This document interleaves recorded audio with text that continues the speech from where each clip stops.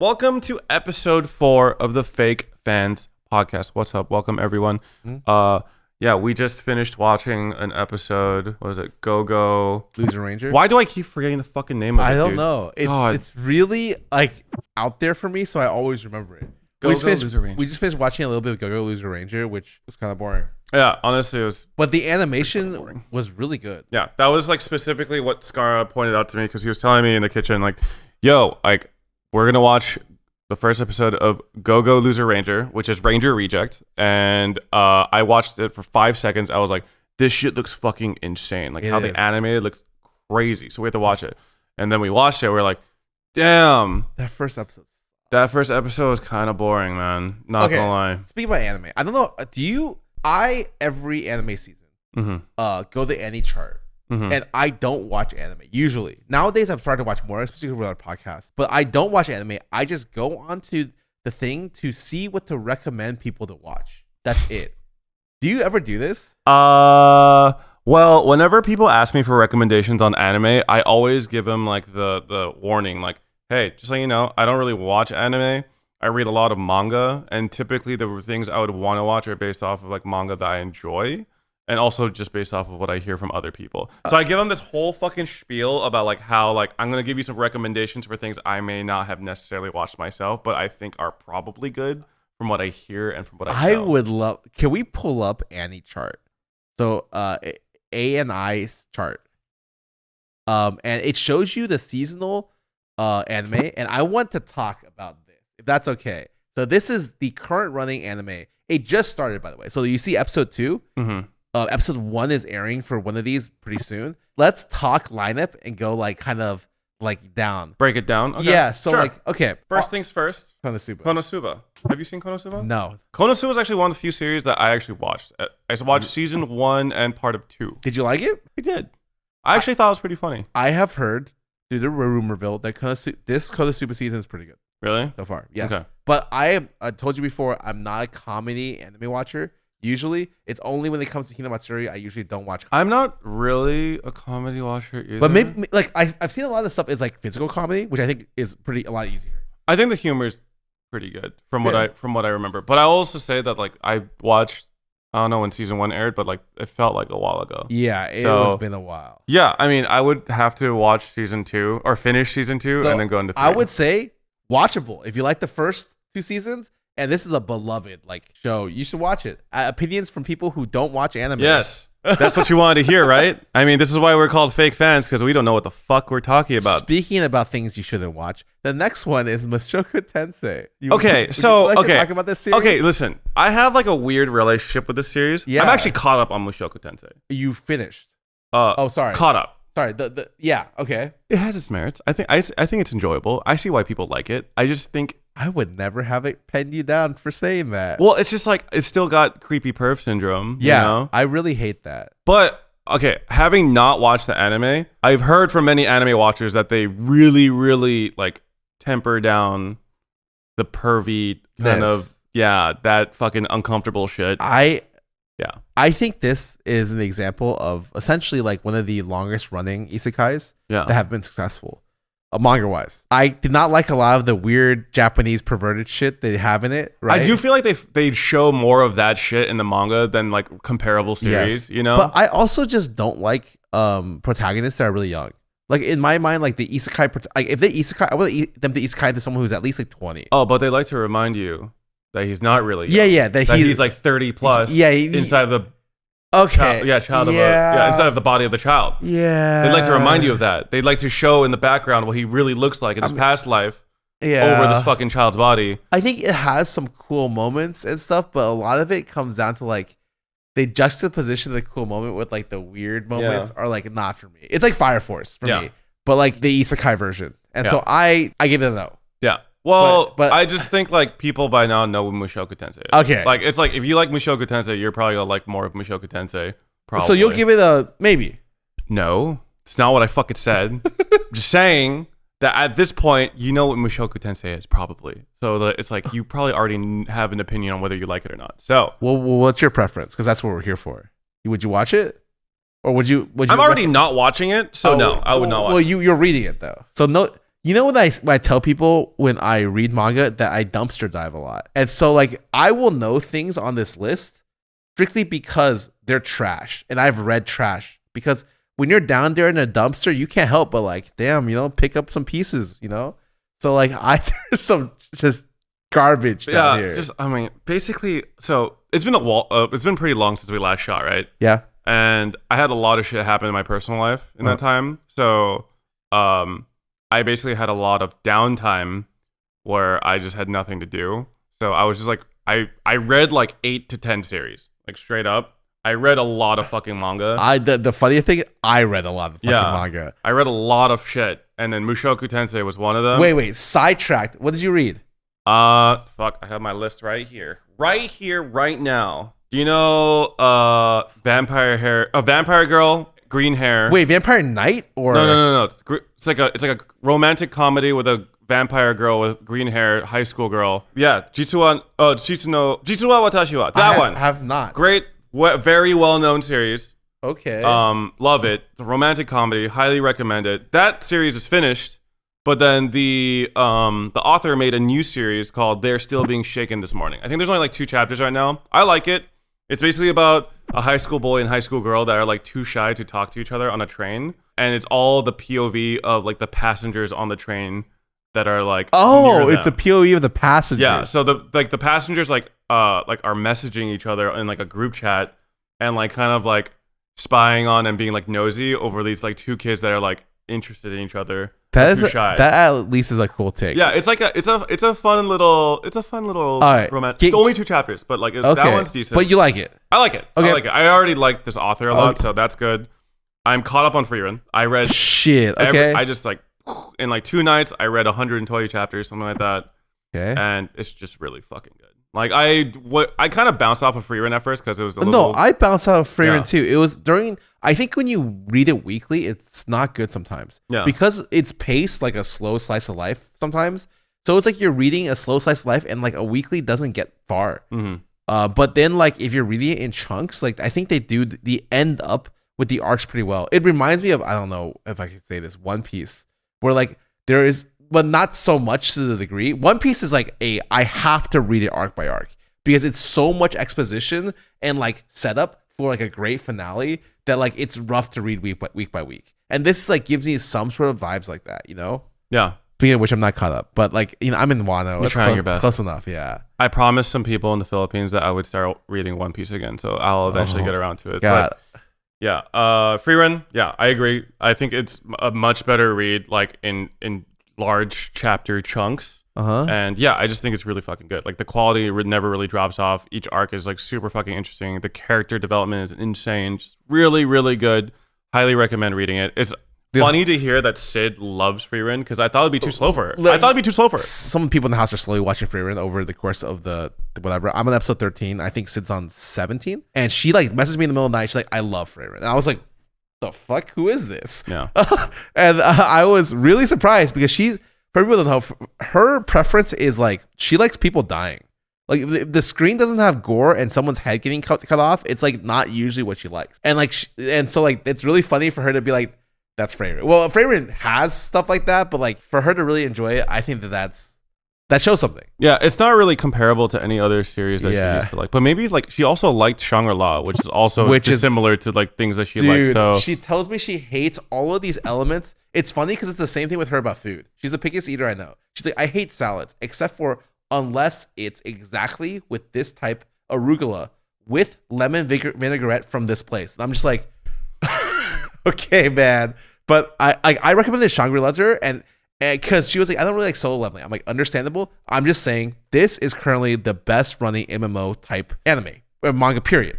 You should give it a shot. And she's like, I don't like this genre. I'm like, just give it a shot. No, she's a huge Shangri-La fan. Loves it. I'm like, that's crazy. Yeah. Well, I mean, I guess it's like the best of the genre. So if there was gonna be one that she was hooked onto, it'd be that one. You got anything else? I finished Dungeon Meshi. Shit, you told me about this. Done. I've only halfway through. And good, bad. I really liked it. I think from start to finish, it's solid. A lot of people I heard fell off of it when it kind of did the tone shift. It is not like a lighthearted romp through the dungeon, which is what a lot of people wanted. But the thing is, there's no longevity in that. Yeah, that's something that you can only take like 30 chapters. Yeah, that's why that shit gets like boring eventually. Like a lot of like series that kind of just try to do lighthearted adventures always is just like I love lighthearted food manga, but those end in 20 chapters every time, and it's like it's not their fault. There's just nothing there. Yeah. So, but yeah, Dungeon Meshi, without spoiling too much, really good. Really enjoyed it. I still think I had liked the first half more overall, but still, not a bad series at all. And I thought it was cool. So, highly recommend that one. I'm caught up on Black Clover completely. And fuck it, dude. I'm going to just say it. That shit is peak. I like it. I like it. You said it's peak? Dude, that shit is like... Dude, I swear to God, if Black Clover was out when Naruto and Bleach were out, like it was running concurrently... Please don't say it'd be the big four. It would be the big four. That shit, dude, that shit is just exactly what you want out of it, though. You know what I mean? It's just like a really well done, like friendship is power. I think it's a very much pandering series. Yeah, fuck it, it is. And I think it does not try to do anything different. I think that's the biggest strength it has. And I actually think the anime ruined the success of the thing because they made Asta so unbelievably annoying for like a large portion of it that it's like, what the fuck, man? He's not this annoying in the manga. Where he's just like maybe yells. He is. We just can't hear him. Yeah, maybe not. Well, I don't know. Well, I just like thought it was interesting. Like, you know how they were talking about like how they like fuse powers and stuff like that. I don't know if are you caught up? I'm probably where you are. Are you on the final arc? Yes, I'm -5. Yeah, I think what they're doing with the final arc was super cool. I was like, oh shit, wow, this is interesting. Like I was not expecting that. I feel like they did a better job of doing kind of their take on it than Bleach did. Oh, hell yeah. I think this final arc seems way more interesting and believable. And I like their final arc better than their dumbass elf arc. I'm not gonna lie. Yeah, I get it. Like, I know what you mean. That arc was kind of weak overall, but I still liked it, though. I think for people who don't know, Black Clover is about a kid who... It's about two kids. Yeah, it's about two kids. Asta and... Yeah, Asta and fucking... You know. I only know that because I was like, oh shit, he has the same name as Saikuno's character in GTRP. But yeah, so like they were orphans that want to become the Wizard King. Yeah, ends up being like insanely powerful, like attuned with wind magic. Yeah, he's got the literally the same book / clover as the current Magic Emperor. Yes. So I think everyone normally has a 3-leaf clover. He has 4. And he has 4. But then Asta has never had an affinity for magic, of course, because he's like the underdog. But it turns out that he gets a grimoire. Like all the magic wielders are given a grimoire, which is like a magic book. And then Asta, who has never had an affinity for magic, ends up getting his own grimoire. That's 5 leaves on his clover. 5 black leaves. He's the power of anti-magic. Whoa! Yeah, it turns out the anti-magic is just a direct counter to like a lot of the OP enemies. Anyways, it's really just like a traditional, like, I love friendship and my friends, and because of them, I will never let you down. Literally, I shit you not, this is not a spoiler, but here's what happens. One of the two kids is like does something really fucking like insane, and the other kid's like, I'm not gonna be upset by this guy. I'm gonna do something sick as well. And then they literally just like play off of that. They're like, nah, now I owe you. And the guy comes, now you owe me. And I'm just like, okay, man, it's ridiculous, but like they have one strength and they just run with it. And I like that. I appreciate that they did not try to do other things that they could be bad at. Dude, it just like gives me the same enjoyment as like one of those incremental cookie clicker style games. Like zero brain energy involved. I can't believe like nothing going on. We're not calling it peak. It's not the big four. It is. I mean, it is so good for what it's trying to do. Though it is. It is brainless. It is the best form of brainless entertainment. So I'm gonna just say it. 3 years ago, I think it's like. It only doesn't get his praise because it wasn't the first to do it. He Googled Black Clover's reached his peak Reddit, and 3 years ago, the top comment is, what big 3? Exactly. Exactly. Okay, well, real talk though, like I'm not going to say that it's like well-written fiction. You know, I think it's like when you're looking for something where like you turn your brain off and you want like it's like a summer blockbuster. Yeah. And also the art's good, like the characters are likable. It actually does showcase the side characters more. You know what it reminds me of a little bit? Kingdom. and I like Kingdom. Oh, I need to read Kingdom. Dude. So Kingdom is like a historical version of following like a couple kids who are. It's essentially just like Chinese history in wars. And Kingdom is essentially just ridiculous. Like literally, like the main guy is 8 feet tall, holding a blade that's 6 feet long, and just like hits you, and he bends your body into the ground, and the horse is off axis, like in the air, and his it's the most ridiculous thing, but like it's cool. I'm like, damn, this fucking shit is awesome, man. Is this like Chinese historical Vinland Saga sort of? Yeah, like the first season of Vinland Saga at least. It's like that's kind of like the vibe I'm getting. Like people with like superhuman strength. Yeah, but like they're normal humans. But it's like the main character has less plot armor, so he can't have bad things happen to him, which is why I like it more, because I feel like if it has infinite plot armor, like Asta has like so much plot armor, it's like blinding. Black Clover has a fuck ton of plot armor, and like if you want like real stakes, that this is not the series for that. Yeah. My Hero has less plot armor than oh yeah, people get fucking mowed down in My Hero actually, to the point where like it's kind of frustrating. So yeah, no, Black Clover is just like, it's kind of like a zero risk, just like fast food, feels good to read, enjoyable series. Okay, I'm down with you there. I'm not wouldn't call it peak, but I'm down with you in that it's enjoyable. What is peak to you then, Scarra? Like literally when I read stuff like Frieren, Frieren is peak. Like, I'm saying Black Clover is peak within its own genre of the garbage fast food shonen. You know, honestly, I will take that, and I'm curious what you would put at. Keep going through your list. Okay. So I also reread completely Full Metal Alchemist. That was just actual good. It's just fucking good. Yeah, that's it's actual just fucking peak. good. Every time I read it, I think I read it once a year. And like I just have it. I have every volume saved. He's the biggest FMA fan I know. Yeah. And actually, that's not true though, because I don't remember any of the characters' names because I just the great thing is the sins are named after the sins. That's great. So it's like sloth, greed, gluttony, and then that's like half the cast. Like literally half the cast. I will never remember the Armstrong sisters' name. I want to say it's Sylvia, but I'm really not sure. So it's Olivier. See? Completely fucking wrong. Completely fucking wrong.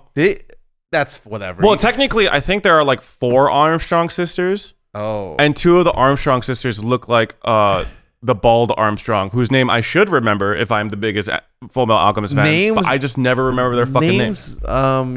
Change over time. No, they don't. They may. Anyways, FMA is great. I finished Mashle.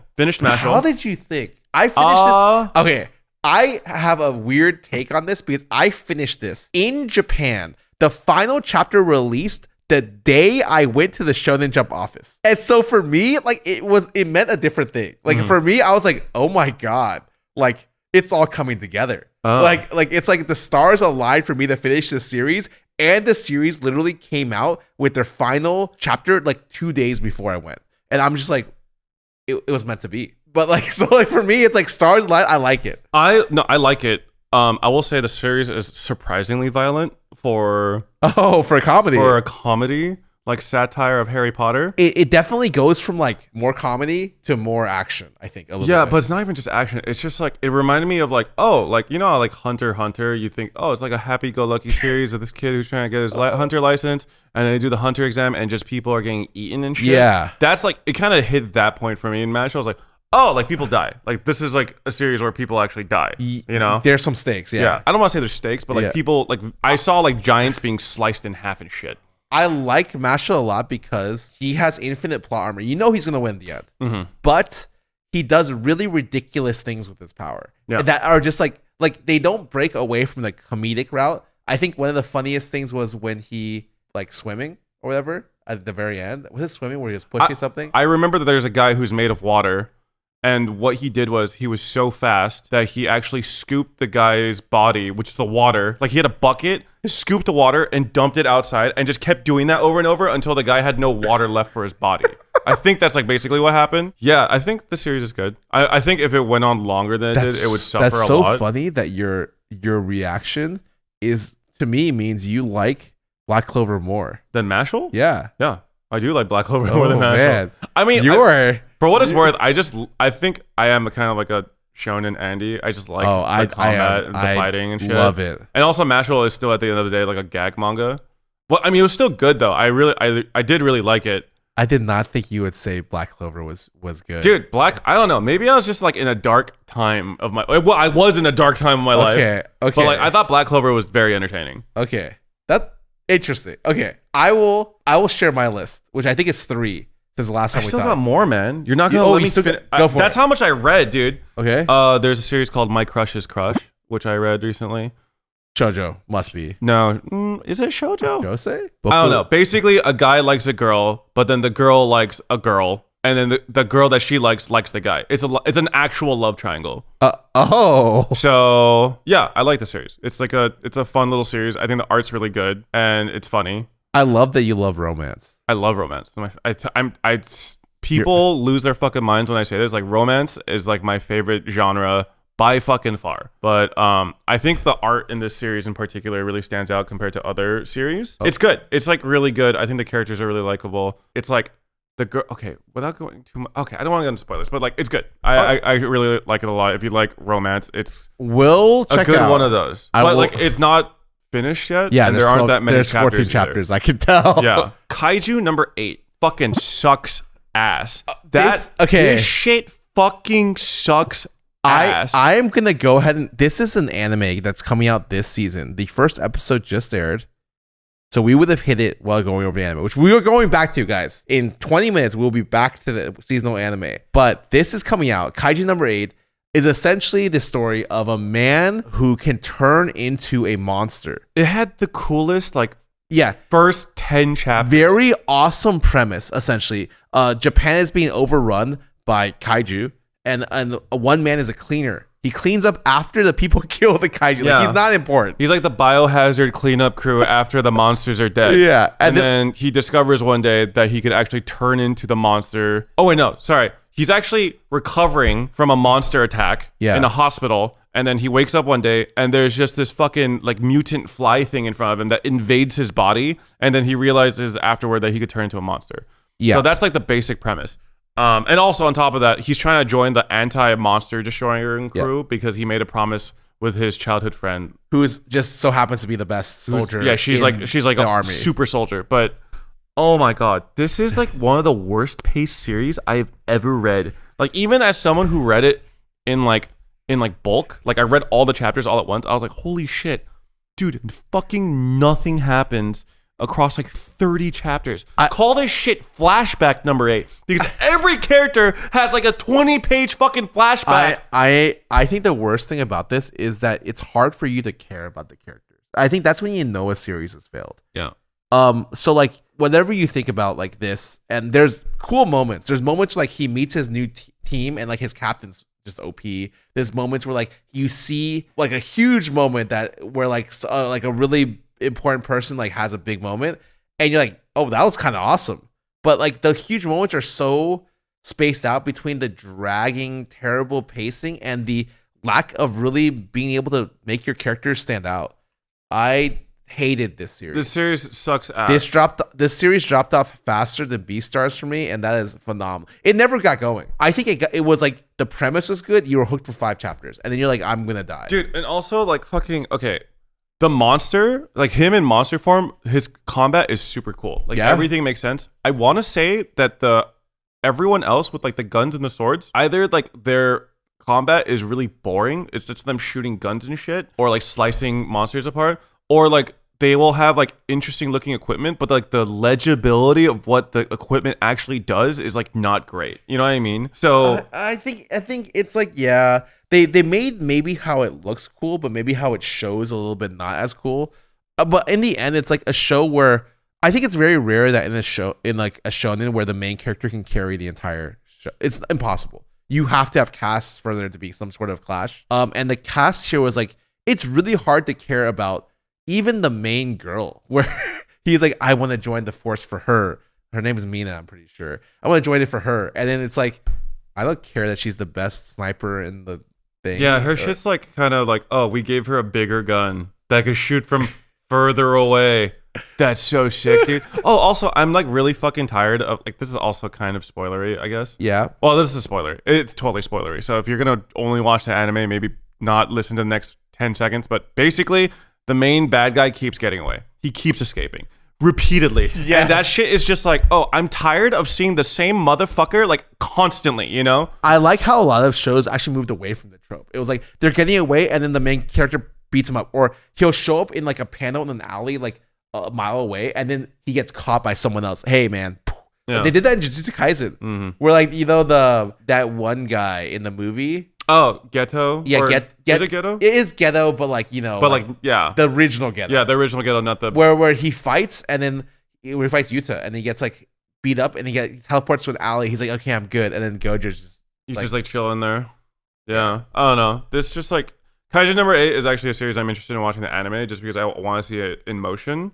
But like the manga is like... I want to see the fans die in real time. Yeah. I don't know if it's possibly saved. It's like the source material is really tough. I think you can technically fix pacing issues in anime. So if they could do it, it'd be more impressive than anything else. Yeah. But very rarely do I find that the source material is worse, significantly worse than the anime, with the only like 2 exceptions right now that I know. And like, it's not even that much worse. This could be one though, because literally my main issue with this is pacing and how fights look. So if they fix both of these things, like it's possible. Yeah, fights, it's actually fucking possible. I think swordplay in anime is always can look really awesome. I don't know. Just fucking so disappointed with the series. So whatever. Last 2, I started reading Homunculus recently because it's like a very well-known psychological thriller type series. I read it so long ago I forgot.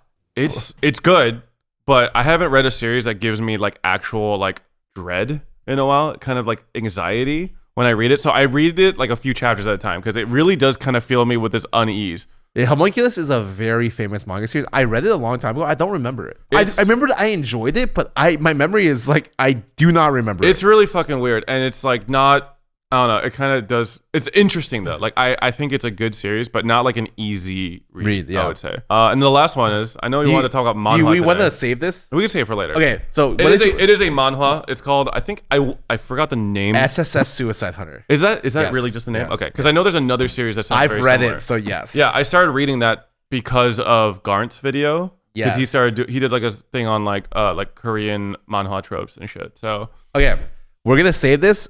I'm gonna do my very short list but I wanted to talk about Korean manhwa later in today's podcast, which will be later after we go back to Anichart. The stuff that I've read, I only have 3. One was Blue Lock. Oh, Blue Lock. I am fully caught up with Blue Lock. Oh shit. Okay. So Blue Lock is essentially the current generation's #1 sports shonen. There is not much competition. I will be 100% honest. It's competing against itself, but it's essentially the story about Japan is full of betas and they don't have the aggressive striker to be able to be a world-class player. So Japan always loses.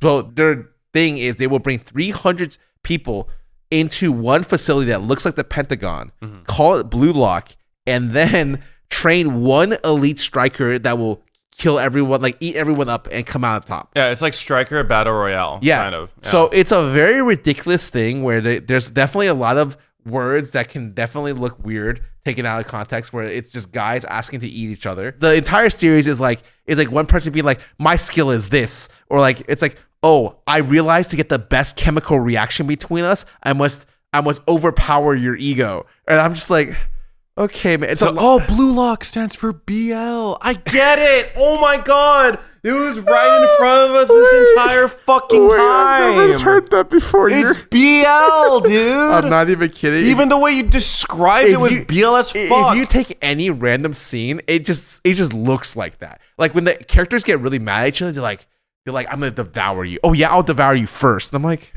okay. They're like pushing each other in the locker room. Yeah, it's so essentially it's like that is the story, and it gives you the vibe that it has I realized reading it has a shitload of text. It is a psychological sports shonen, kind of, because it's a lot of puzzle building. It's like the main character is trying to figure out a puzzle for how he could be the best player in the middle, and he's evolving every single match.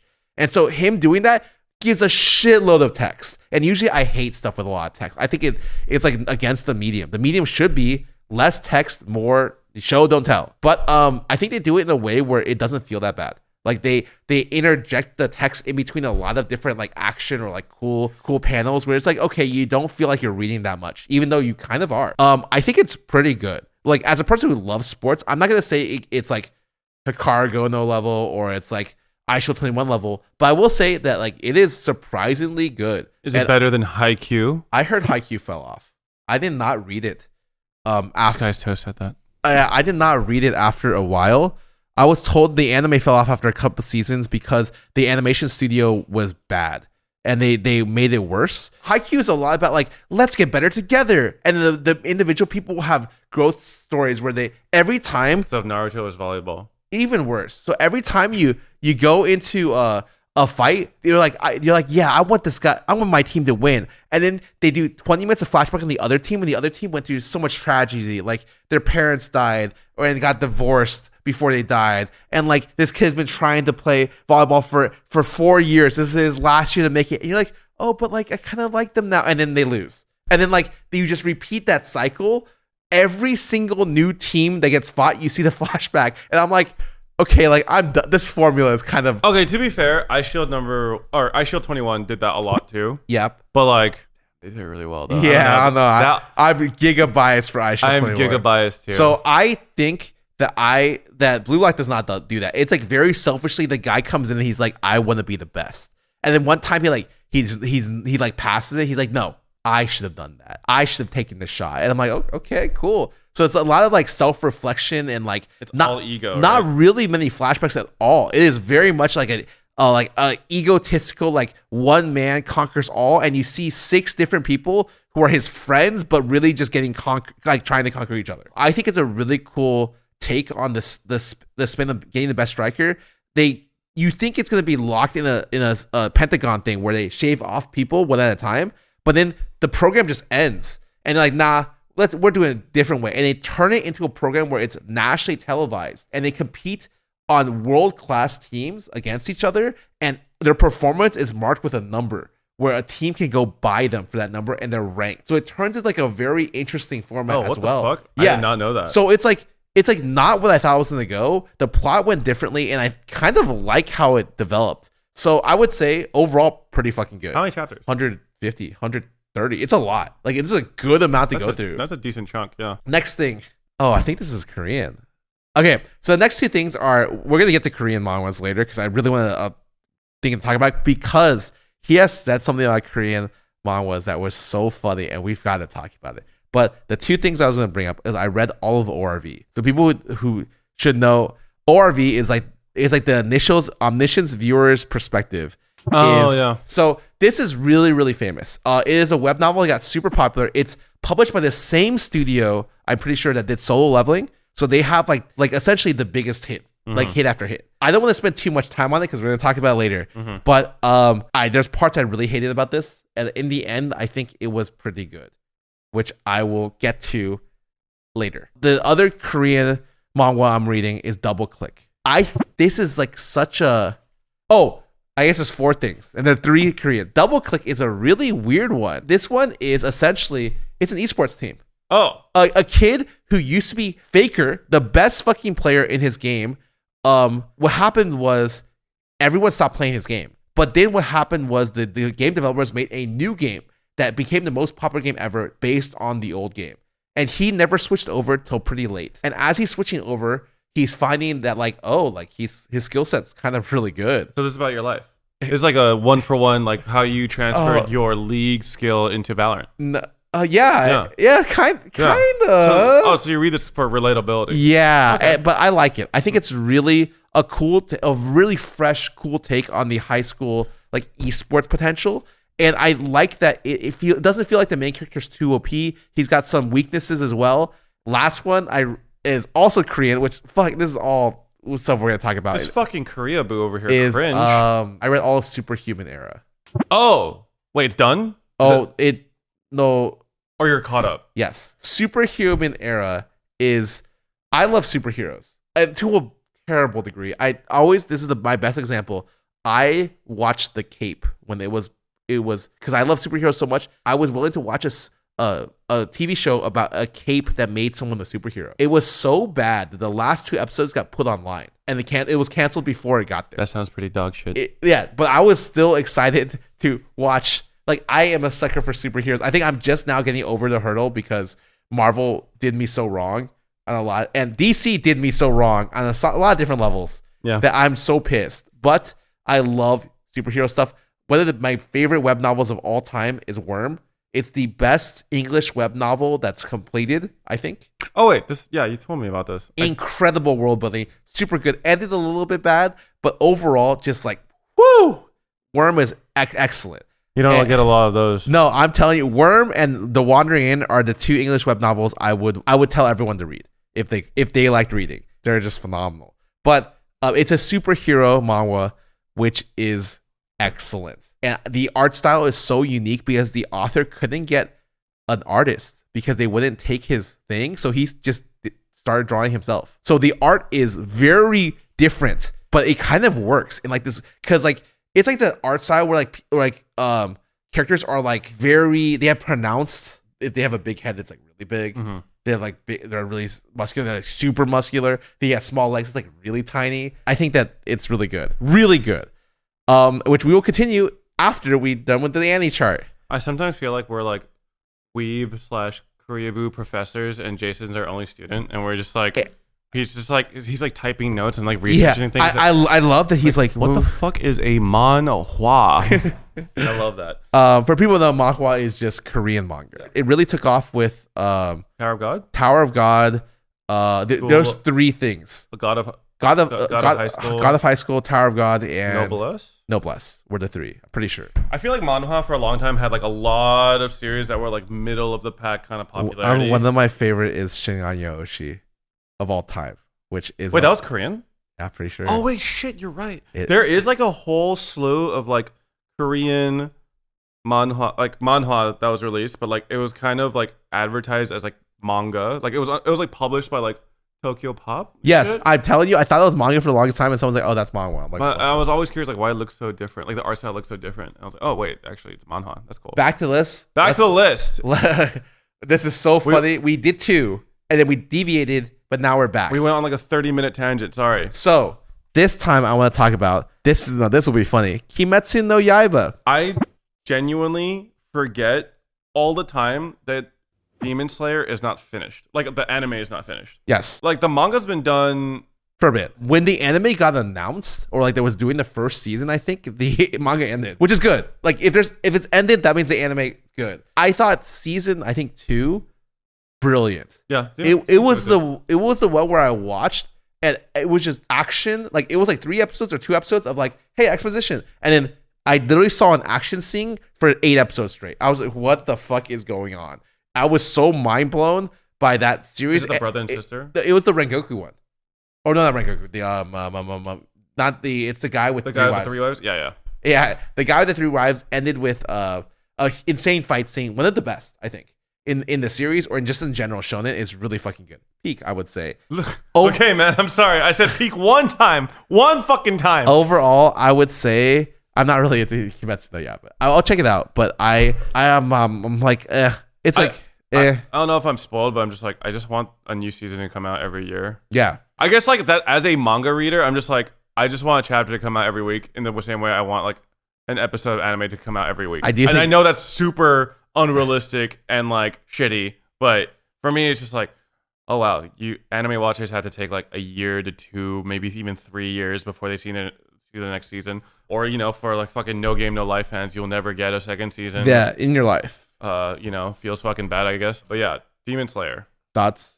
I mean, yeah, I'm gonna watch it. Like, okay, it'll be cool. Like, okay. I feel like Demon Slayer is the closest thing to like everyone gathers to watch the new season or a new episode of Demon Slayer. I think Jujutsu Kaisen. Jujutsu Kaisen, I don't think it has the same mass appeal that Demon Slayer does. I'm not saying that Jujutsu Kaisen. Oh, was worse I kind than of Demon know Slayer. what you mean. No, I know what you mean. I think it like hit at a very weird part where like everyone started watching it, and it was like the cultural thing. I feel because the art and the animation for it was so good, and then Jujutsu Kaisen came out, and it had great animation. But like it was definitely like a big selling point. Just like when Fate stuff comes out, and you're just like, Jesus Christ, bro.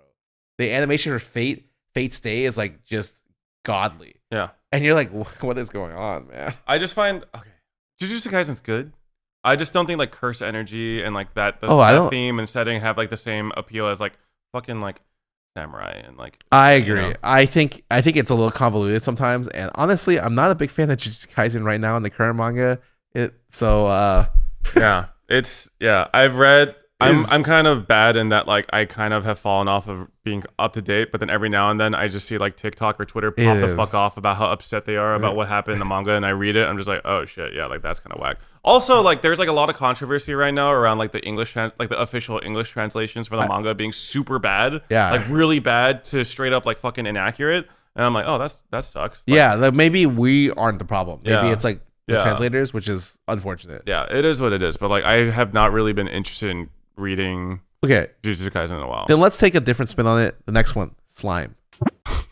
I have never heard your opinion on slime. So slime it's good. Slime is Overlord. Yeah. But like the main character is different. Overlord is like the main character resurrects as like a guild leader, and it has the biggest draw to Overlord and this anime slime is that the side characters are really good. The main character's OP and the side characters carry the show. My take is that Overlord has more interesting side characters and has a better story. I agree. I think slime doesn't have as much like just generally happening. Yeah, so slime for me is like I don't really like it. I'm like I'm gonna be honest, I'm not really caught up on slime. The last thing I remember is in the manga there was like some sort of betrayal. Am I thinking of the right series? Basically, Mr. Slime guy gets real fucking mad.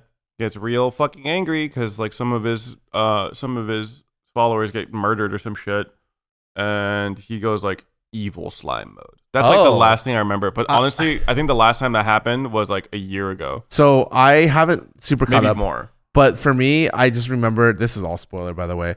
I just remember that for slime, he just starts summoning a demon. Oh, I remember that. And then the demon's like, oh my god, you're so strong. Yeah, he's like he's like the second or he's like one of the most powerful demons, and then he just summons him as an underling, and I was like, okay, cool. I'm like, and then like he then fights with the religion, which is common to fight against God in these stories, and I'm like, I'm just not into it. I think Overlord is just like, I like the premise, I like the setting, the most importantly, I like the side characters so much better. I know his name is Rimuru. I can't even name a side character. Like, I know what they look like. Yeah, I kind of know. Sort of like the ogres. But the Overlord is like, you got like Albedo. I don't know. There's got fucking. I mean, I think slime is fine. I think there are just like so many fucking manga in that genre that they like after we, you and I are dumpster divers. Yeah. So I think like for a lot of people, if they only read like the slime reincarnation, whatever, it's above average. It's above average. But like when we read so many of that shit, it's just like they all kind of just like blend together. There's also a lot more stuff to read. Overlord has this thing where like it's all light novels. Yeah, and Overlord has lizard sex, baby, and I know you love that shit. No. There's that whole like, that was that whole arc. I hated that arc for Overlord. I was not a huge fan of that Overlord arc. Yeah, man. I forgot about it until you brought it up. I low-key was like, wait, was that Overlord? I think that's Overlord. They had like a whole fucking arc about like lizard clan politics. Yes, so then he gets with the albino mystic lizard girl. Okay. The entire arc is so silly because it's arcs about an ant. So like it's like the main character is so fucking powerful he can just kill all the lizards himself. But like his job is to bring them in like without doing that. And the entire time you're in the lizard men's POV being like, what can we do about this? And you're just like, nothing. You guys are weak as shit. Yeah. Like you guys can't do anything. Anyway, but like I think it's fine. I think it's probably good. Cool. I don't know how many anime are out that kind of have like that kind of setting and theme other than like Overlord and Slime. It's very few, I think, have gotten as many chapters or as much like source material. So it's honestly, if you put it that way, Slime is probably fine. I would sure. Okay, we'll go with what season is this, by the way? Third season. Yeah. So if you like the first two seasons, I don't see why you wouldn't like the third one. Well, if you like the first 6 seasons, the next one is My Hero Academia. Hey, man, I hear that shit's pretty decent right now in the manga, is what I hear. Yeah. Okay, I'm going to be honest. I read the most recent chapter of My Hero after skipping like the last 50 or so. And I'm like, oh, cool. That's cool. Yeah, I think the current manga is like at the final arc where like everyone goes balls to the walls. People are like dying and stuff. And then you just see everyone doing insane things. But the overall story of this is terrible because in my opinion, My Hero suffers from this thing where they introduce, you know how I talk about strong characterization? Well, the average person can't really remember, I would say, more than like 5 to 12 characters. This fucking show introduces 20. It's literally like, here's his class, and here's the grade above him, and here's the grade above him, and here's like the neighboring city, and they have a school, and then their grade, and then the grade above him. Here's all the villains. And then they have their own. There's an entire arc just from the villain's POV. I hated that fucking arc. And then My Hero, all of a sudden, it's like, how can we power up the main character? Because, you know, him having the All Might power is not enough. So he starts going back to all the predecessors, and he gets one power from each of them. And I'm just like, sure, man, whatever. I mean, it could be done coolly, but I just overall I hated a lot of the characters. I hated there were so many. I felt like it really toned down like how much I cared about the show, and I really didn't like the main character that much. I think that you don't like Deku? I mean, that's crazy. Like, who likes Deku? Like, literally, when you think of the best characters, people are gonna name like Todoroki, or people are gonna name like All Might. Yeah. Oh, sorry. Yeah. Anyway. And then that's it. What do you think about My Hero? I don't know. I just thought it was funny because, like, every now and then when I kind of glance at the new chapters of My Hero, everyone just looks so fucking tired. Everyone looks so fucking worn out and shitty. Their costumes are like in like tatters and shit. Everyone looks so fucked up. Look like they haven't slept in years, you know? And I'm just like, this is how I feel reading My Hero. This is just like an exhausting read. Like, I so wish that My Hero went the route of Black Clover. You know what I mean? Because I think the setting is cool. I also really like superheroes, but I think they cooked a little too fucking hard. You know what I mean? Yeah, I think it's just like so much potential. There was a season or two which was amazing when All Might was showing off his power and beating up what is that guy? All for One? Not even. I mean, beating up like the Nobu, I think. Oh, that was a cool anime scene. That was awesome. Yeah. But then even All for One, but then it got a little bit. Yeah, weird, man. I just like don't care about the series at all. Like which makes me a little sad to say sometimes. I'm just like, I really liked the first couple arcs. I think they peaked in the first couple arcs, and then as it kind of got drawn out, you started to realize that it got bogged down in a lot of BS. Yeah, this is a series that I can see myself when it's done in like a year. I will read the whole thing from start to finish and have like a more cohesive like thought on it. I might actually just read it now and see how I feel because I have some time. So no, One Piece, bro. What the fuck are you doing?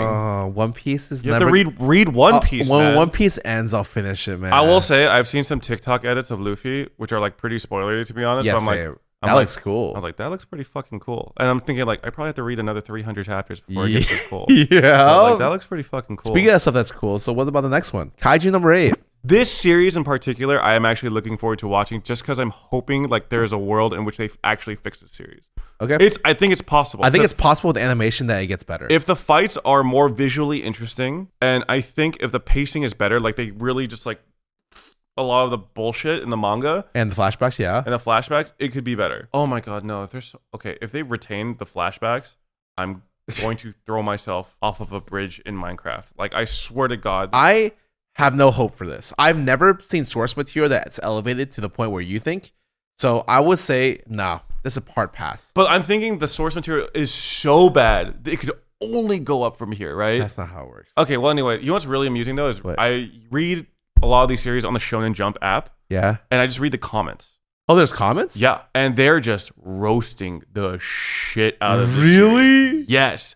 They are obliterating the series. Oh, they're saying like it took 8 months for the main character to reach the girl, which was like 5 blocks away or some shit like that. Like they are just like that's a pretty good line. It's fucking funny because it's like he's in like monster form now. There's basically an arc where he's in monster form and he has to go from point A to point B, right, to save someone. Yeah, and it takes him like over 6 months in like real like release schedule for him to get there. Like, it's just insane how long it fucking takes for him to get there. Yeah, the comments are always roasting the fuck out of it. So there's two types of comments in it. It's like, people should stop complaining all the time. You're going to complain. Don't read the series. And the other, I mean, which is honestly pretty valid, but like, honestly, I had nothing better to read at the time.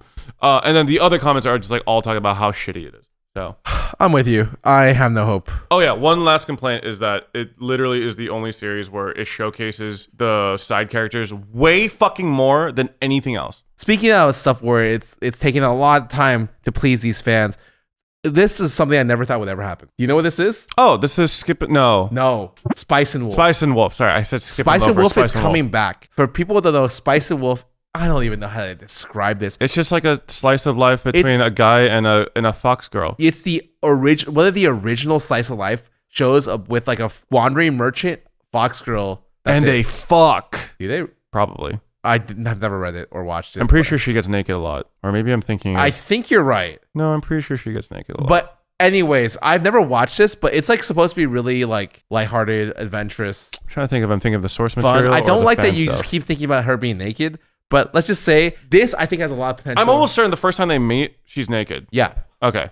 Okay. This is a lot of potential, but not because of that. I'm focusing on the wrong thing. Yeah, Anyway, yeah. sorry. But I think this is really cool. And I remember when I was younger, I remember Spice and Wolf being really popular. So I would say, cool because watch. she gets naked.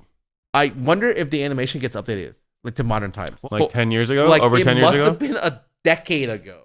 Oh, it's a retelling of the original story. Oh, so it's like a reboot. It's a reboot, yes. Oh. Also, the original light novel series started in 2006. So before a lot of our listeners were born. Yes, like that is insane. Interesting, very, very interesting. I would recommend it if you like, because it's a reboot. We start from ground zero. If she doesn't start naked, You're not interested. like what is even the fucking point of this? Next anime. She's 1,000 years old, by the way, officer. Okay, Anyway, so this is the worst title. This is the worst title. do you know why? It's called Windbreaker. That's a euphemism for farting. Okay. Do you know why? Why also this is bad? Okay, why? There's 3 different manga with the name Windbreaker. This is a delinquent story Of course it is. about a high schoolers fighting. Why is it Okay. called Windbreaker? The other series that's a manhwa called Windbreaker is a story about people biking. I think you've seen it. Probably. Yes. And so I'm just like, I thought it was about that. And I looked, I'm like, this doesn't look Korean or like biking. I don't know what Koreans love using breaker in their title, though. Oh, yeah. There's also The Breaker, which is great great. series, by the Really way. fucking That great. I don't think ever finished. I'm pretty sure like that will So never see. I the would light of day. say I have nothing to say on this.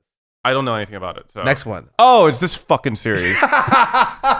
This is one of the shitty. It's just like garbage. It's shitty garbage. It's just it's like, really it's trash. just like tasty garbage. Yeah, it's really trash. So like it's like one of those things where we've read it because we've read a lot of What's this garbage. guy's thing again? Like he's like lowborn, or like he has like bad, or like he's like graded to have like bad magic, but it's actually super OP, some shit like that. Yeah. I'm pretty sure that there's like some kind of like he proves himself to be actually way more OP than people say. It's the Misfit of the Demon King Academy. I have read this. I've read this within the last year, actually. Wasn't the manga like a promotional thing for like their light novel, and so it never actually got more chapters? I think I remember that. That is so sad. They do that sometimes where like a light novel will do like a not one shot, but like a very short mini series on like the beginning of the light novel. But they're like, if you want to read more, finish the light novel. And I hate that. Shit. A lot of the light novels are so terrible. Okay, anyways, it's trash. But it's like, I don't know. It's like someone will like it. I think if you have low standard, if you want like low standards, low barrier of entry, something that's like generally kind of entertaining, you like the whole trope of like the misunderstood underdog at the academy who everyone thinks is weak as fucking shitty, ends up being super fucking OP. Like this one's an okay one of those. Speaking about stuff that sucks, What?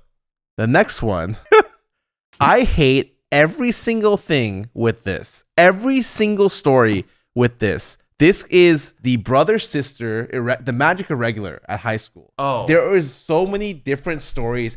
There's so much shit. This is just like a weird incest manga. I swear to God. But as opposed to a normal incest manga. But also, they're just boring. The guy has like infinite plot armor, and the girl's also OP, and it's just not that interesting. If you like infinite plot armor, you should watch this. Another thing, which is we're going real fast now. The next one, I want to know what you think about this. This one is called, I don't remember. It's like the delinquent prince or some shit like that. I don't know. Oh, reincarnated as the 7th prince so I can take my time. So anyways, he got reincarnated. He's really OP, pretty much. And his trainer is super OP. And I think that the art is really good, but I don't really like the age of the main character. So just looking at him, I'm like, yeah, it's like catering to a fan base. So he comes out and he summons a demon, and a demon tries to overtake him, and then he finds that the main character's mana is limitless. Of course. Literally. Of course. So I think it's actually okay in its genre. Like if it was trash, it'd be like okay. I think can't at least tell if I've read this before. you have. Okay. I think. But okay, if you haven't, I have. My opinion on it. The art is pretty good, and I think it's just not for me with the character, but it's like not terrible. Yeah, the rest of it, Yuru Camp might be good. I'm not a big Yuru Camp lover. I know people who love that show. It's literally just about camping outdoors, and it's like 4 cute girls or some shit like that. I don't know. Of course. That's it. I think that's the only other thing I recognize. All right, let's talk about the meat of the issue. The meat of the issue, which is Koreans. So Korean manhwa has been blowing up in the last. Whoa! Don't say Korean manhwa. Korean manga has been blowing up in There we go. In the last, You fixed it. I would say like half decade. Blowing up? When did Solo Leveling come out? I would say Solo Leveling definitely sparked like a second revival. Yeah. From my understanding, the first revival was like, I don't know. Probably like I'm not that well versed in like manhwa in general. Same. I just know that like Western popularity definitely spiked with Solo Leveling, and that's when I kind of picked it up again. I will just say this: this is my biggest thing about Korean manhwa. After Solo Leveling, or Solo Leveling set an art standard for manhwa, just in general. Okay, everything looks the fucking same. Yeah, every fucking thing looks the same.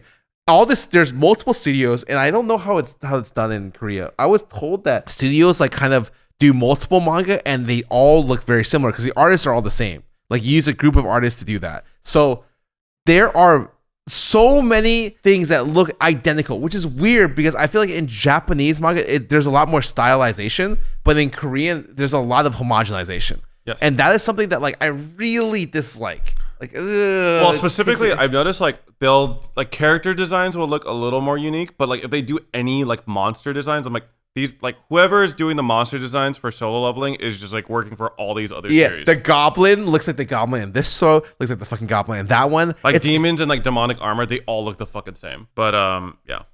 So we should start with what we've read or what we're interested in. You wanted to talk about SSS. Oh yeah, the only manhwa that I'm like trying to actively read right now is SSS Suicide Hunter. The reason why I'm reading it is actually because Garant Giguk from Trash Taste, he did a video on like a regression manhwa. Yeah. And how like that's been like just this huge fucking trope that everyone loves. Yeah. I think a lot of the tropes in Korean manhwa fall into 3 categories. Isekai / regression. There's princess revenge prince / princess. The villainous. Villainous stuff. That is huge.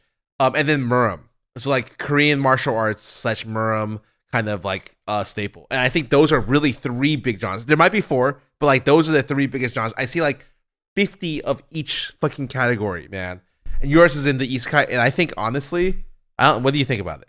I don't know how old the series is, but the art is pretty rough. I will say the art is pretty rough. It's still updated. Oh, I mean, I just don't know. Like, I'm not that far in. I want to say I'm like 30-ish chapters in right now. The story's interesting. I do like the story. I like the characters. The art is just a little tough right now, but I'm getting through it. I think the merit of the story alone is enough for me to want to read it, and the art isn't bad enough that I don't want to read it. So I am slowly getting through it, and I do think the premise is interesting. So basically, this guy is like some really sad, pathetic dude that never had an ability, and then finally he gets an ability, but it's like, oh, copy an ability from someone who's killed you. And then he's like, what the fuck am I supposed to do with this ability? I have to die to use this ability. Well, this dude gets killed by a top class hunter whose ability was, if you die, rewind time by 24 hours. So, yeah, he's lucked the fuck out, obviously. And then he kills himself like 4,000 times so that he could go back in time long enough where he meets the guy who eventually kills him before he has his revival ability. So he murders him before that happens, and then it just goes from there where he kind of like... But that's totally sane, because he was a bad person. Yes. Sorry, I probably should... Yeah, so the guy who kills him, he's like... kind of a bad guy. He's kind of like a psychopathic serial killer who kind of just does whatever the fuck he wants. Mm-hmm. So it's just following his story of like kind of going back through time again, and like with all this prior knowledge that he had from his previous life. Or not previous life, but like his life from the older version of him. And Yeah, I would say it's like pretty. I don't think it's like that like mind blowing, but like it's just interesting enough where I'm enjoying it. I like it a lot. You're gonna get to a part in it. If you're only 30 chapters in, there is a part in the story where they go to a library. There is a story in the library that starts an arc that is very interesting. I would say it's the best part of the story, and it's like kind of sandwiched in about the middle of a little middle later in the middle part. So I think they did that one really well. But I think it's sometimes a hard read week to week kind of deal. But I think it's actually pretty good in terms of regression. Manhwa, it's like up there. It's very up there. Yeah, I'll keep reading it. I mean, like I definitely think it's entertaining, but overall, it's like I'm not like blown away by it, but it's still not bad. So you read nothing else Korean? Well, I mean, there are other series. I just haven't I'm not up to date with them. Like I like Reincarnation, the Suicidal Battle God, which is also known as I read it. That one's good. Eleceed actually kind of fell off, but I still thought that was enjoyable. It's so tropey, super tropey. It's super like just like predictable, really stupid. I just think the main girl's really hot, and I really like cats. I read it every week because I think the cats are cute as fuck. One of the main characters is a super top 10 ranker awakener, and then to hide away, he hides in the form of a cat, and then he gets picked up. He picks up a disciple who finds him, and then a lot of the story is just a fat cat in funny forms. I do like the funny hijinks and like silly shit more than the serious stuff. But it's like kind of serious, like a lot of times, and I think it loses its charm when it does that. Yeah. It's become really tropey and relatively bad. I still read it. That's all I gotta say. Yeah. I'm surprised you don't read as much as I thought. Well, what happens is like every 3 or 4 months, I'll be like, oh right, I forgot I was reading this series, and I'll just like catch up. No, like when I say I've read Korean manhwa, I mean like I've read. You've definitely probably read more than I have. I've obliterated the genre. Like it is like I've read probably over 30 Murim, like 20 princess isekais. I've read 30 regressions. I've literally like all the things that have more than. I'll put it this way: you think your art is bad? I read Lazy Sword Master. It's up to 100 chapters. The art is painful for me. Why do you like why? Why do you fucking do it then? This art is painful. But I'm 104 chapters in. I read the recent one today. I don't know why I read it. Give me a top 5. What's your top 5 manhwa? Like if someone wanted to get into the genre, or like even not your top 5, but like 5 like off the top of your head that you think are like worth reading. Solo leveling set the standard for some things. I would. Okay, assuming we're not recommending completed things, things that are currently ongoing. I really like Superhuman Era. I think it's just good, very very good. The art is different. I love that it's different. The characters are cool, exciting. The side characters are awesome, and I love that about them. I would also recommend ORV. Okay, Omniscient readers. Okay. Yeah. People have the biggest boner for this fucking story. I swear to God. It's like when solo leveling was hot. It's hard for people to talk bad about solo leveling. ORV is like that. I think the reason why it's kind of hard to read is a lot of the superpowers in the series. The series is about a main character reads a novel, okay, online, and it's a web novel, and he's the only reader. He gets to the very end, and the author's like, "Yo, thanks for reading, man." And then right when it says "thanks for reading," it turns out that the world goes into the start of the story. And the guy's like, "What the fuck?" And it shows the view, so he's the only reader. And the story has like a main character that's a regressor, and like some of the story is like about him trying to stay alive, and him being like, "Please don't kill yourself and regress. I need you for this timeline." And so it's a very interesting story, and like a very like essentially shonen story. My problem with this is that a lot of the powers are based off of legends. So. Historical legends from different cultures. A lot of these stories have like powers of significant gods. Like there's always Olympus, right? Which is always powerful in these, but there's like, it's like Korean gods. And so they're trying to get you to care about like historical things, Korean historical things. And it's just impossible to know the subtext without being Korean. Yeah, so I hate that's that. kind of my issue with it was like there were a lot of things that they were referencing that they kind of made you assume that you knew about. Like it's definitely not written with like a foreign audience in mind, which is like fine. Like, yeah, it's like, not. I get it, but like there are a lot of times where you're kind of like, I kind of just had to roll with this. But then you do it so much that you're just like, it's not interesting. Yeah. I think that I bounced off of it a couple times. None of them on completely caught up, like literally on the whatever current chapter. I think one of the things that happens that's a little bit annoying is you start to realize like just how long it is. So the guy's read to the end of the story. You start to realize the guy is like, oh, like there are a lot of acts in the story or in this game that they end up playing. It's funny because it turns into a stream. The basis of this story is that the world, the earth becomes like a god streaming thing, and the gods would tune in and like donate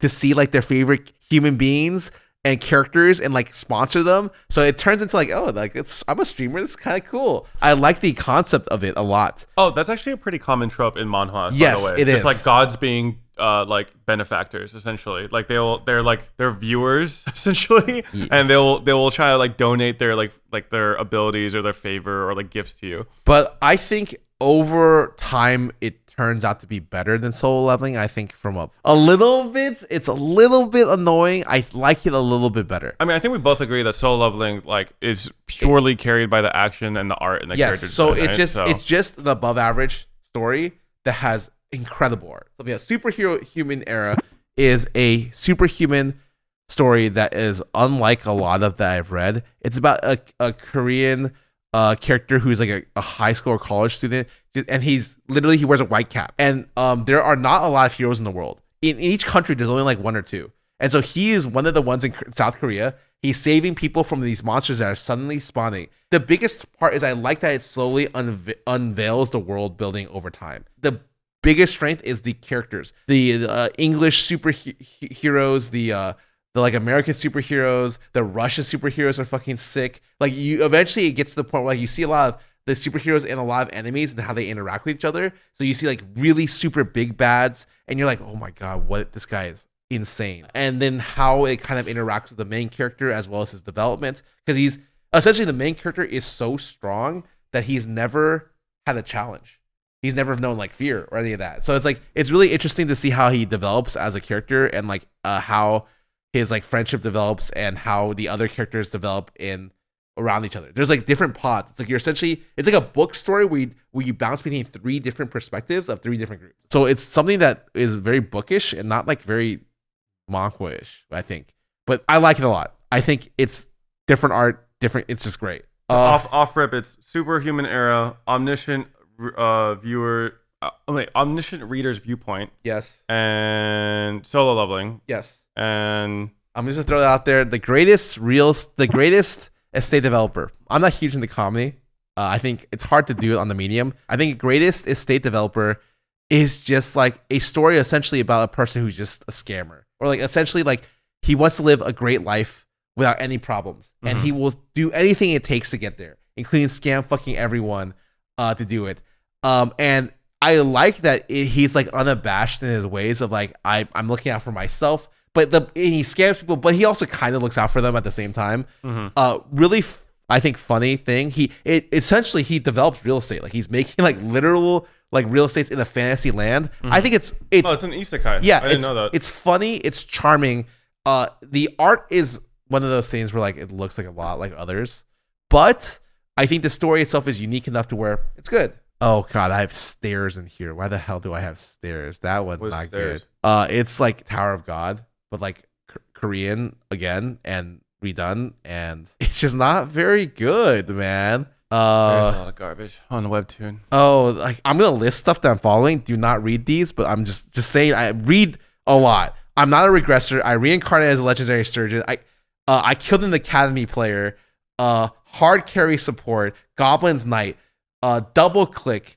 Dark and light martial. Is this Chinese? Chronicles of a Demon Faction. Wow, a lot of these sound the same. Academy's Genius Swordsman. Okay, I think of all of those, the most interesting one, because I like different things. Different is good. Double click. Esports player. I usually don't like following stuff that of people who's really young, but it's like you see his character actually in game fight. It's a lot of like strategy, team-based strategy, different modes. He's playing with a crew that's not very good. He has like one good player. Like imagine you're queuing up for Valo and you got like one immortal player and then you got like a silver player, like a plat player. Like how do you balance that when you're playing against other people who are trying to be pro? Right. So I like I really do like that series. I think Double Click is unique enough and very interesting, and I would recommend it. And I am trying to look. I guess I should just throw out to a standard Murim one. I used to read what was the Murim one that I read a lot? I know there's like Tales of the Northern Sect or something. No, forget that. There's one that I really liked called Gosu, and then there's like another one about a Gosu is great. There's one about a dad, I think. Yes, Peerless Dad. That one is so funny because I tweeted about it and they put me in the credits of one of the chapters after I tweeted it, and I was like, "That's fucking awesome." I think this is a really hard read week to week as well, but I think it is kind of good.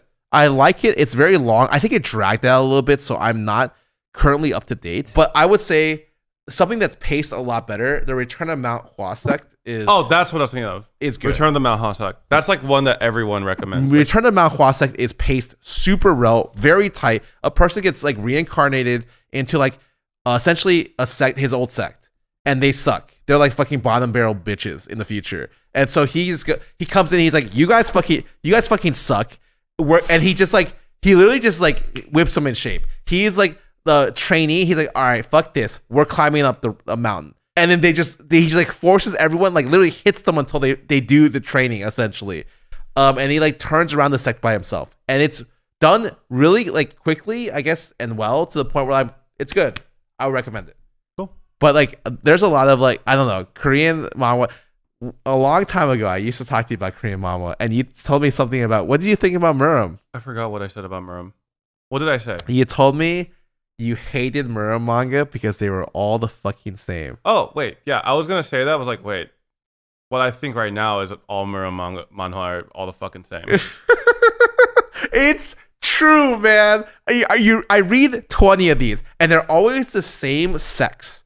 Because like historically, like, or whatever, they're always the same sex, and like these sects are the good ones and these sects are the bad ones, and don't be like that sect because they're like a bad sect, and like they're always trying to like conquer the world or be like like some shadow organization or some shit, and like it's all crumbling because of one fucking super OP Gosu guy, but the Gosu wants like a simple life, but then they won't leave him alone because he's too strong to live, or there's like 2 or 3 different tropes that every fucking Murim manhwa follows.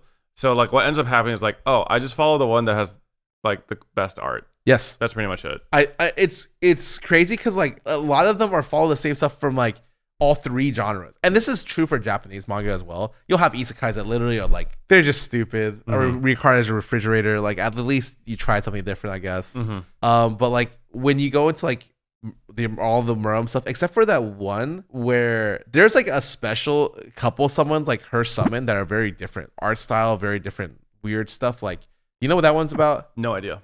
Her summon is like crazy art, but it's like this loser gets summoned by a fantasy woman who's a summoner to save her, and when he goes over there, he's like super fucking powerful, but he's like a loser, and then he's getting summoned to like her to help her, and like they can't really even like communicate that well. But the encounters that he fights and the demons he fights, they're like Dark Souls bosses, like essentially, like, and gigantic, like colossal. Her summon.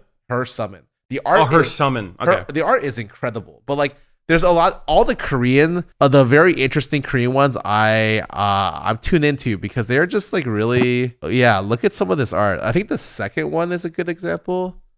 That's just this art is really good. No, like that's literally like, it's like crazy art. They do a really good job. This is Murim? It's an isekai one, so not a Murim one. I was gonna say this looks like Dark Souls. Yeah, no, but the manhwa. Yeah, so it's interesting. I definitely think Korean manga is doing really well, but like it's definitely falling into things where like, oh my god, a lot of it is. It is hella tropey. It's really tropey. It's like suffering from isekai syndrome, where like the titles are like, you could have like 10 different. I literally listed you the isekais. Yeah, I was they reading. all sound like super similar. Yeah, I killed a regressor. I'm a swordsman. I am the regressor. The regressor is me. I'm the swordsman at the academy. I died and resurrected in a swordsman clan. Stuff like that. And it's just like, Like, I understand why they use those titles to like grab people, so they just like know what the fucking premise is off the rip. But like, holy fuck, man, it's not cooking. I don't like it. But do you have anything to say about Princess? I think villainous. Okay, of the tropes that are hella popular, the villainous genre, Yeah, the villainous genre I actually really like.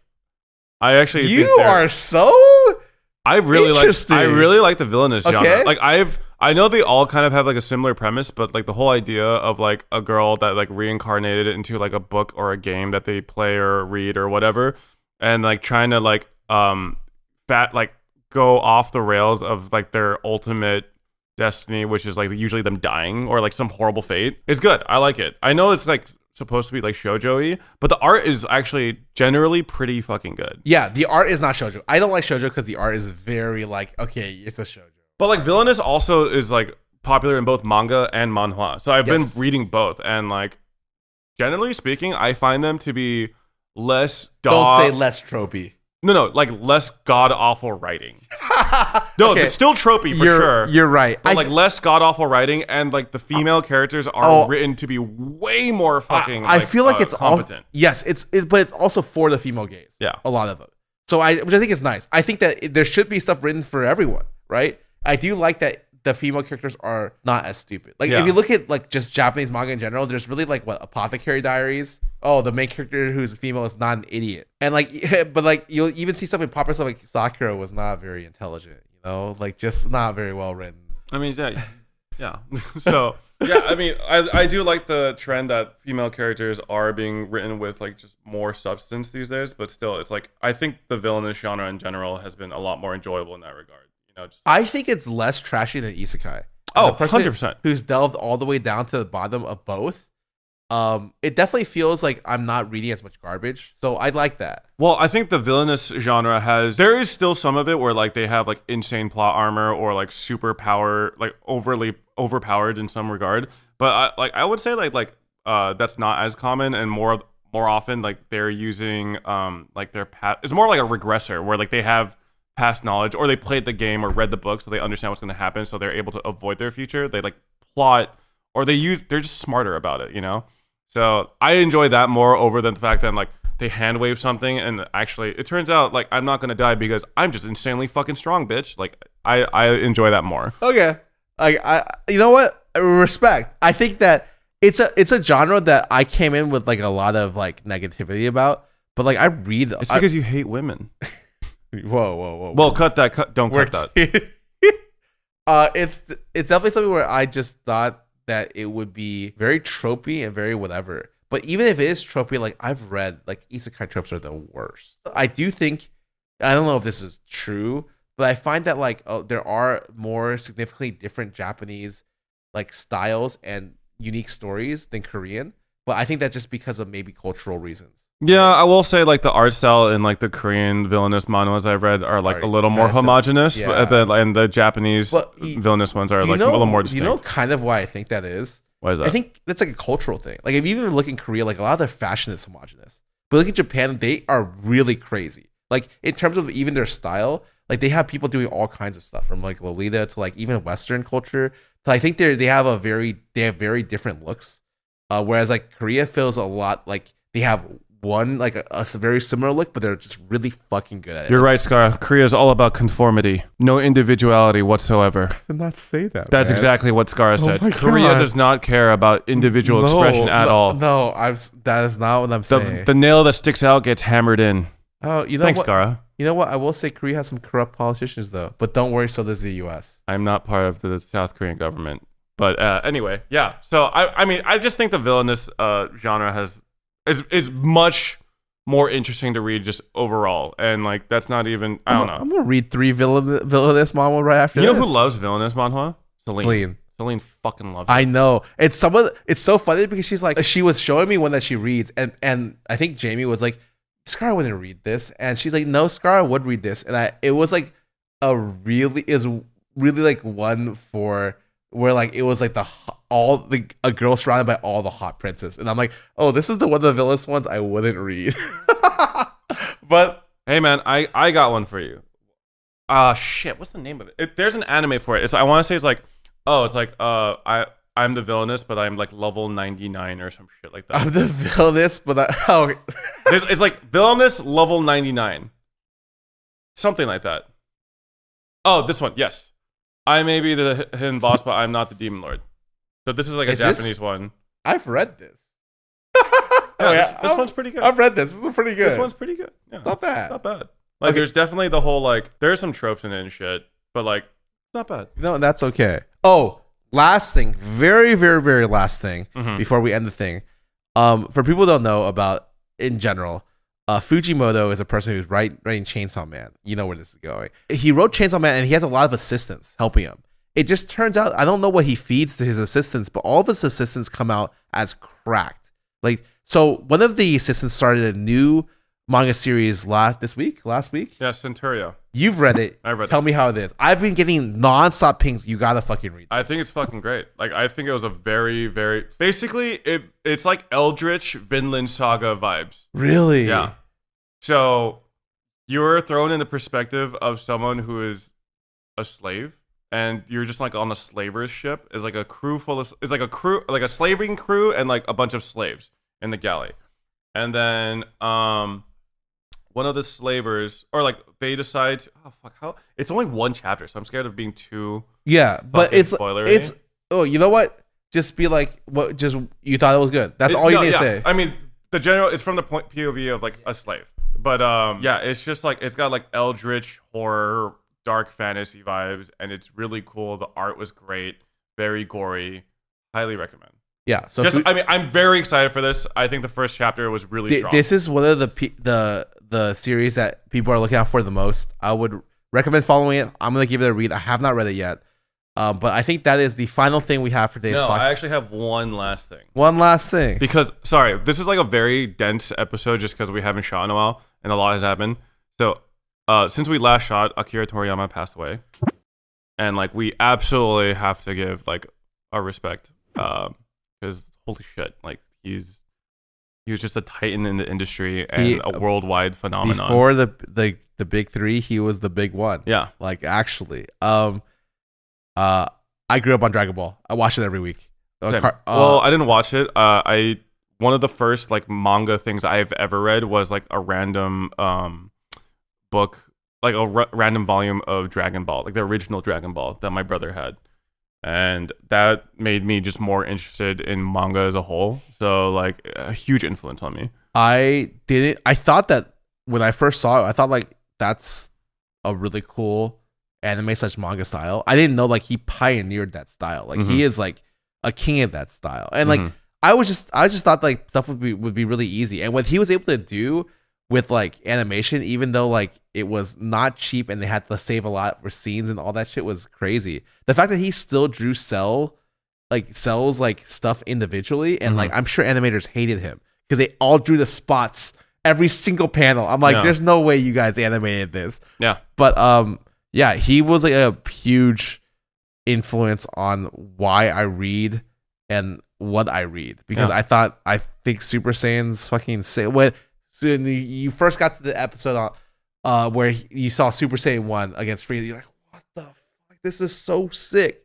And I think that a lot of the best shonens take a ton of influence from Dragon Ball. I mean, without Akira Toriyama, no Bleach, no Naruto, none of these like battle shonens, none of these action shonens would be nearly as like influential or like as like popular as they were today. Yeah. You know, so like a lot of these artists like directly reference Toriyama as like why they even got into the industry. I do think it's really interesting that there are some cultures that it's like a mind-blowing influence. Like in South America, Dragon Ball, the official statistics said on every week when Dragon Ball came out, the mafia crime rate in the countries would decrease because people were watching Dragon Ball. Yeah. Apparently, it is like a cultural phenomenon in South America, and it's like they learned Goku's name with like their father's name when they're a kid.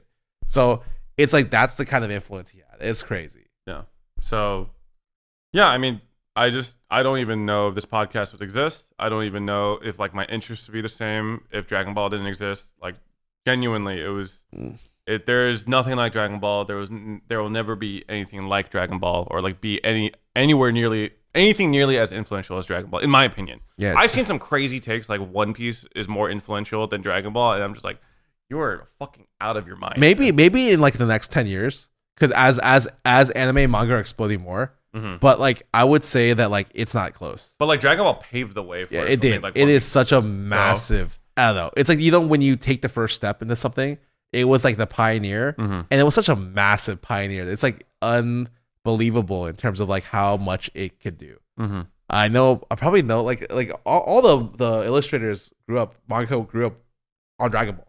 Yeah. You should see, like, if you guys have the chance, you guys should look up like what some of the artists have said in like reaction to the news of his death, and like people were fucking devastated, you know? So yeah, it's literally everyone's like, this guy like changed my life. Reason why I write, reason why I draw. It's like without him, the world is a darker place kind of deal. So it is kind of how I feel. I feel like I'm not super into DBZ Super, but I at the very least or Dragon Ball Super. But DBZ was like literally a childhood like foundational building blocks for me, and how I enjoyed like Toonami and like my overall like childhood. I think it's like one of those things you can't really argue or dispute like the importance of Dragon Ball. Nah, just give him props. Yep. He's, as we're debating between the big three or like he said, the big four. Okay, I'm fucking joking. Okay, like I think Black Clover is pretty fucking good. Whatever. I'm gonna get crucified for that take.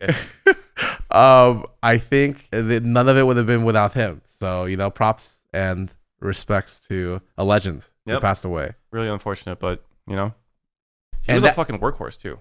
Oh yeah, he even up until his death, he was still like planning for DB Super. Yeah, and his like Sandland's coming out, the game. Oh shit, I might check it out just for like his like. I didn't know Sandland was getting a game.